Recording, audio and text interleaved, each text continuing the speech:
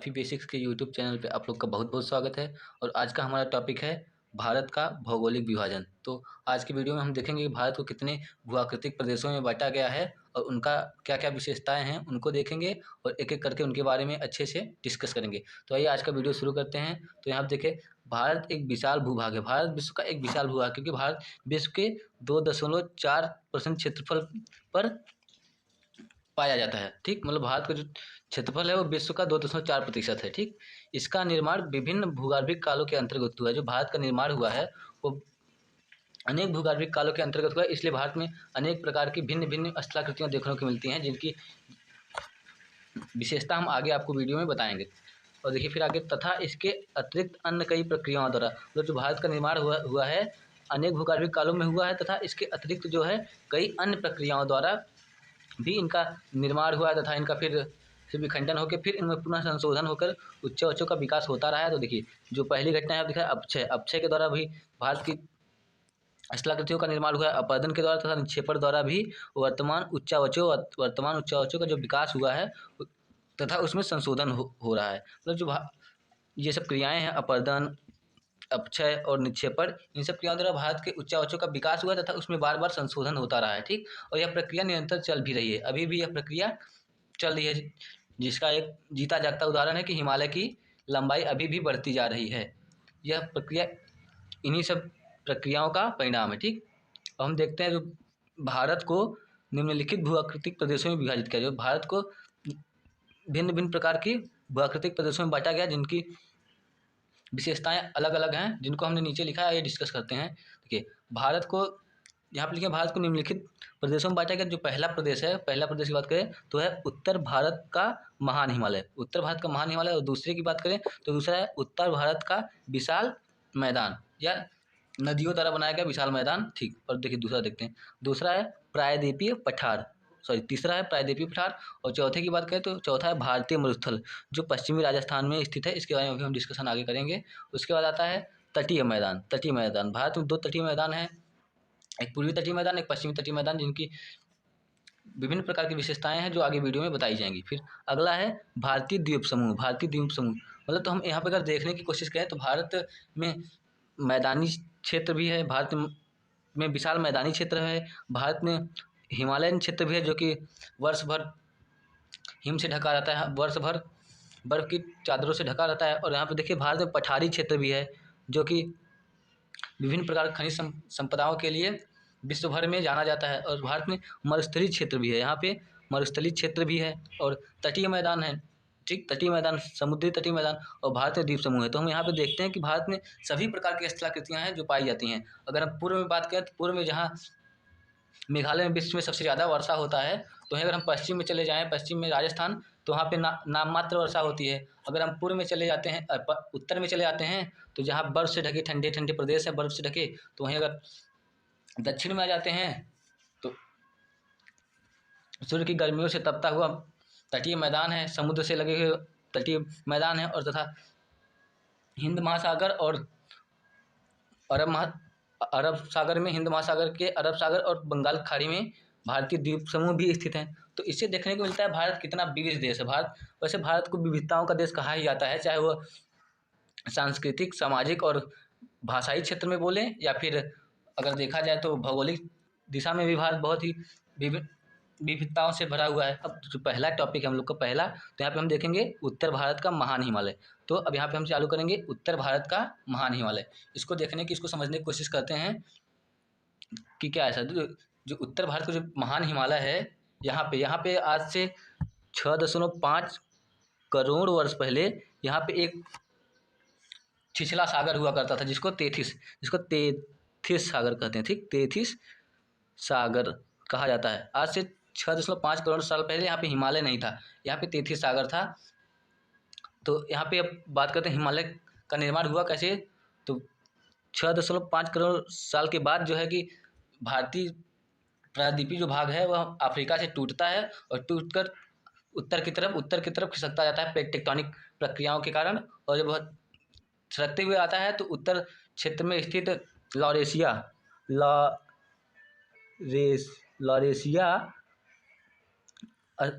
स्थलखंड का जो एक प्लेट है, इसको बोलते हैं यूरेशिया प्लेट, उसको बोलते हैं यूरेशिया प्लेट। तो जो भारतीय प्रायद्वीपीय भाग था जो कि अफ्रीका महाद्वीप से टूटा था, वह उत्तर तरफ गति करते हुए आता है और लॉरेशिया लॉरेशिया के यूरेशिया महाखंड यूरेशिया प्लेट से टकराता है, और टकराने के बाद वहाँ पे जहाँ पे इन दोनों का टक्कर होता है वहीं पे हिमालय का निर्माण होता है, वहाँ पे फिर हिमालय का निर्माण होता है जो कि आज भी गतिशील है। तो हिमालय को हमने देख लिया है हिमालय का निर्माण कैसे हुआ तैतीस सागर पे। तो ठीक, अब आगे बात करते हैं जो हिमालय है वह एक, देखिए यह प्रक्रिया नियोजोइक काल में हुआ, जो कि भौगोलिक भूगर्भिक कालों के अंतर्गत सबसे युवा काल या सबसे नया काल माना जाता है। ठीक, इसमें हिमालय का जो है निर्माण हुआ है, इसलिए हिमालय को नवीन नवीन वलित वलित पर्वत का के नवीन वलित पर्वत के नाम से जाना जाता है। ठीक है, अब अगर हम हिमालय की बात करें तो हिमालय को हमने बताया कि यह नवीन वलित पर्वत है। और देखिए हिमालय का अगर हम विस्तार की बात करें तो हिमालय की विस्तार जो है वह पूर्व से पश्चिम है। ठीक, पूर्व से पश्चिम है। ठीक, पूर्व से पश्चिम है। तो इसका विस्तार पाकिस्तान की पूर्वी सीमा जो कि हिमालय का पश्चिमी सीमा है, पाकिस्तान की पूर्वी सीमा से म्यांमार तक, म्यांमार में हिमालय का पूर्वी सीमा है और पाकिस्तान में हिमालय का पश्चिमी सीमा तक विस्तृत है। और इसकी लंबाई की बात करें कि इसकी लंबाई 2500 किलोमीटर के लगभग, मतलब 2500 किलोमीटर के आसपास इसकी लंबाई है। अगर इसकी हिमालय की चौड़ाई की बात करें तो जो हिमालय की चौड़ाई पश्चिम में इसकी चौड़ाई लगभग 500 किलोमीटर की है। पश्चिम में इसकी चौड़ाई कितनी है? पश्चिम में इसकी चौड़ाई है 500 किलोमीटर के आसपास। ठीक, अगर यहीं पूर्व की चौड़ाई की बात करें, पूर्व की चौड़ाई इसकी 320 किलोमीटर की है, जिससे हमको पता चलता है जो हिमालय है इसका पश्चिमी भाग पूर्वी भाग की अपेक्षा अधिक चौड़ा है। ठीक, और अगर हिमालय की बात करें तो हिमालय में पाया जाता है हिमालय फ्रंटल फाल्ट। क्या है हिमालय फ्रंटल फाल्ट? यह है हिमालय को भारत के उत्तर के मैदान से अलग करता है। उत्तर भारत के मैदान से हिमालय कौन अलग करता है? Himalaya frontal fault. हमने पिछले पेज में देखा जो हिमालय फ्रंटल फाल्ट था उसके द्वारा हिमालय और भारत का जो मैदान उत्तरी मैदान है वह एक दूसरे से अलग होते हैं। ठीक, और अगर आगे हम बात करें तो हिमालय भारतीय हिमालय प्रदेशों की बात करें, मतलब जो वैसे प्रदेश वैसे राज्य जो हिमालय के साथ सीमा अपनी साझा करते हैं, तो उसमें है पहला जम्मू कश्मीर हिमालय के साथ अपनी सीमा साझा करता है जो भारत का सबसे उत्तरी प्रदेश है। उसके बाद बात करते हैं हिमाचल प्रदेश सीमा लगता है हिमाचल प्रदेश की सीमा हिमालय के साथ लगता है। उत्तराखंड की सीमा जो हिमालय के साथ लगता है। सिक्किम भी हिमालय के साथ अपनी सीमा साझा करता है, और जो अरुणाचल प्रदेश है इससे भी हिमालय सटा हुआ है। ठीक, तो अगर हम बात करें जो अरुणाचल प्रदेश है, अरुणाचल प्रदेश से हिमालय दक्षिण की तरफ मुड़ जाता है। तो जो अरुणाचल प्रदेश है यह हिमालय का सबसे पूर्वी सीमा बनाता है। ठीक, और यहीं से जो हिमालय है वह दक्षिण की तरफ मुड़ जाता है, क्योंकि जो अरुणाचल प्रदेश जो है, अरुणाचल प्रदेश एक पर्वत चोटी है जिसका नाम है नामचा बरवा। ठीक, नामचा बरवा, इसी नामचा बरवा से टकराकर हिमालय यू आकार की घाटी ऐसे मुड़कर दक्षिण की तरफ चली जाती है। ठीक, दक्षिण की तरफ आ जाती है नामचा बरवा से हिमालय। ठीक, अगर अब हम बात करें हिमालय को, तो हिमालय को देखिए मैप पे हम देखते हैं तो ये देखिए ये भारत की जो उत्तरी सीमा है, ये भारत की उत्तरीय सीमा है। ठीक, ये उत्तरी सीमा है भारत की जो कि हिमालय के साथ लगती है। हिमालय भारत की इसी उत्तरी सीमा पे बसा हुआ, मतलब कि स्थित है। ठीक, अगर देखें तो ये जो हिमालय है, हिमालय में देखिए यहाँ से यह नामचा बरवा पर्वत है, नामचा बरवा। ठीक, नामचा बरवा, यहीं से हिमालय दक्षिण की तरफ मुड़ जाता है, यहीं से हिमालय ऐसे दक्षिण की तरफ मुड़ जाता है। ठीक, तो ये रहा, ये देखिए ये पूरा हिमालय है, ये पूरा क्षेत्र हिमालय में आता है। ठीक, अभी हम इसकी बात करेंगे तो देखिए अब आगे अगर हम देखें तो ये हिमालय है, ये हिमालय कई समांतर पर्वत श्रृंखलाओं द्वारा बनी है। जो हिमालय है इसमें अनेक प्रकार की पर्वत श्रृंखलाएं पाई जाती हैं। तो देखिए हिमालय में कितनी पर्वत श्रृंखलाएं, तो हिमालय में देखिए हिमालय में मुख्यतः 4 पर्वत श्रृंखलाएं हैं। देखिए जो ये पर्वत श्रृंखलाएं हैं, ये वाली इस भाग को कहा जाता है ट्रांस हिमालय, जो हिमालय के उस पार है, बोले तो इनका निर्माण सबसे पहले हुआ। ठीक, ये ट्रांस हिमालय। और अगर बात करें तो ये जो है ये पर्वत श्रृंखला जो है यह है बृहद हिमालय, या फिर बोले इसको महान हिमालय, हिमाद्री भी इसको बोलते हैं। ये है उसका, इसकी बात करें तो ये है लघु हिमालय, लघु या मध्य हिमालय यह है। उसके बाद ये जो लास्ट में सबसे दक्षिणी है इसको बोला जाता है शिवालिक हिमालय, तो हिमालय की सबसे जो दक्षिणी श्रृंखला है उसको शिवालिक हिमालय बोला जाता है। ठीक, तो हमने देखा कितने हैं, पहला है ट्रांस हिमालय, दूसरा है बृहद या महान हिमालय। और तीसरा की बात करें तो ये है मध्य या लघु हिमालय, लघु हिमालय। और जो चौथा है, चौथे की बात करें तो ये है शिवालिक हिमालय। तो ये हिमालय के 4 पर्वत श्रृंखलाएं हैं। आइए अभी हम इनको एक एक करके डिस्कस करते हैं। तो पहला चालू करते हैं ट्रांस हिमालय। ठीक, तो ये देखिए यहाँ पे हमने ट्रांस हिमालय के बारे में लिखा है। तो देखते हैं जो ट्रांस हिमालय है, यह हिमालय, जो ट्रांस हिमालय है हिमालय का सबसे पश्चिमी भाग है। यह हिमालय का सबसे पश्चिमी भाग है तथा यह श्रेणी हिमालय के उत्तर में, अब ट्रांस हिमालय नाम ही ट्रांस हिमालय मतलब हिमालय के पार, तो ये ट्रांस के हिमालय के उत्तर में स्थित है। ठीक, और यहाँ देखिए यह हिमालय की सबसे पुरानी श्रेणी है। यह हिमालय की क्या है, सबसे पुरानी श्रेणी है, जो कि 6.5 करोड़ वर्ष पहले इसका निर्माण हुआ था। और अगर हम बात करें जो ट्रांस हिमालय है, इसकी 3 प्रमुख श्रेणियां हैं। इसकी जो प्रमुख 3 श्रेणियां, तीनों श्रेणियां प्रमुख जो हैं वो कौन सी हैं?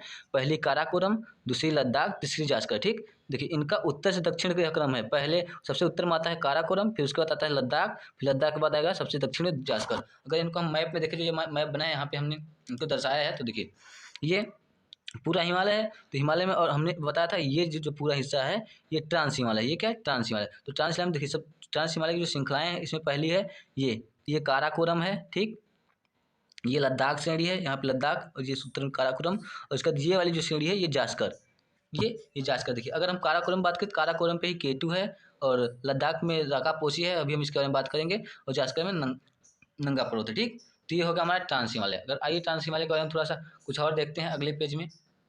देखिए ट्रांस हिमालय जो काराकोरम श्रेणी है, इस पर ही गार्डियन आस्टीन जिसको केटू बोलते हैं, जिसकी ऊंचाई 8,611 मीटर है, यह स्थित है किसमें? काराकोरम श्रेणी में। यह भारत की सबसे ऊंची चोटी है।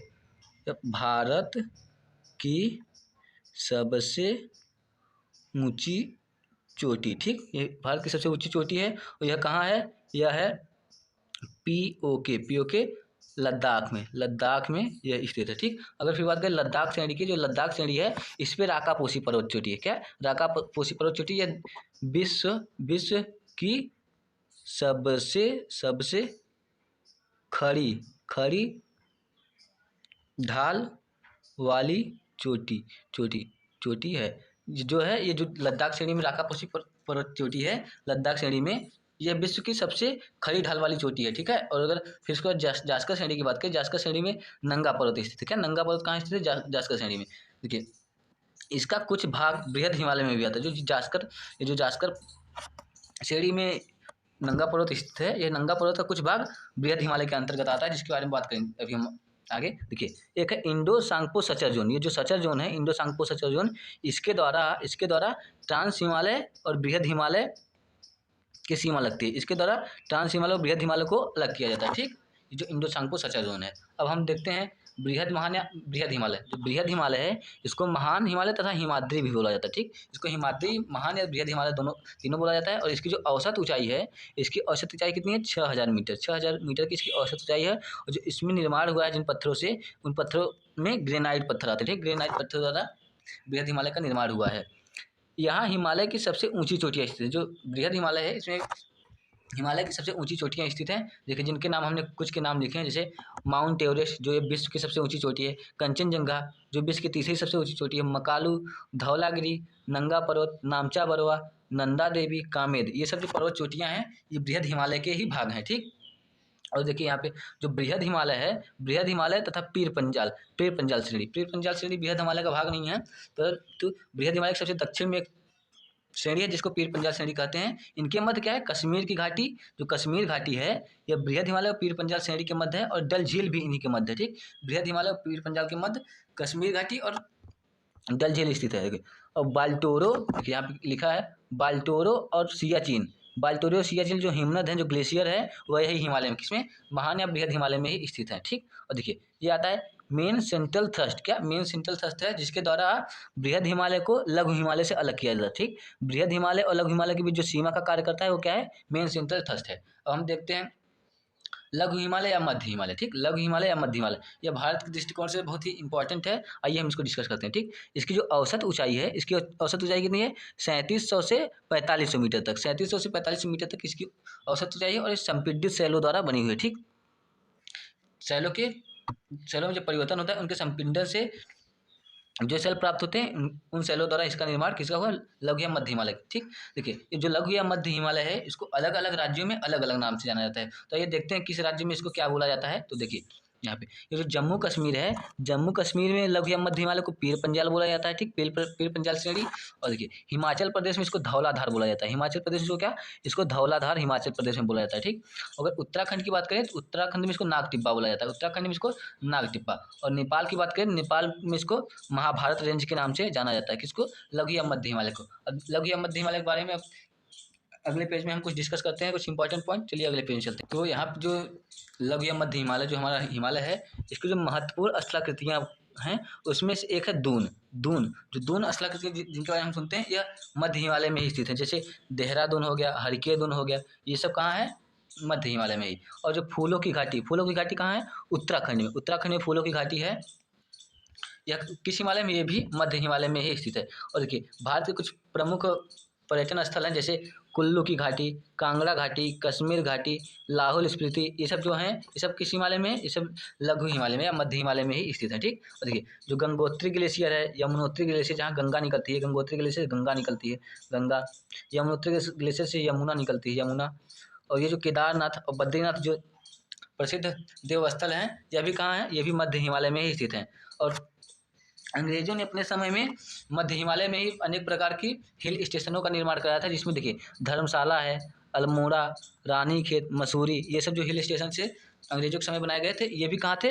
ये भी मध्य हिमालय में ही बनाए गए थे। क्या? मध्य हिमालय में ही बनाए गए थे। और मध्य हिमालय में जो अल्पाइन चारागाह मिलते हैं, कुछ अल्पाइन चारागाह मध्य हिमालय में मिलते हैं, जिनको अलग अलग राज्य में अलग अलग नाम से जाना जाता है। जैसे कश्मीर में इसको मर्ग के नाम से जाना जाता है, ठीक। और उत्तराखंड में इसको बुग्याल या प्यार के नाम से चलता है, प्यार या बुग्याल के नाम से जाना जाता है। तो ये रहा हिमालय।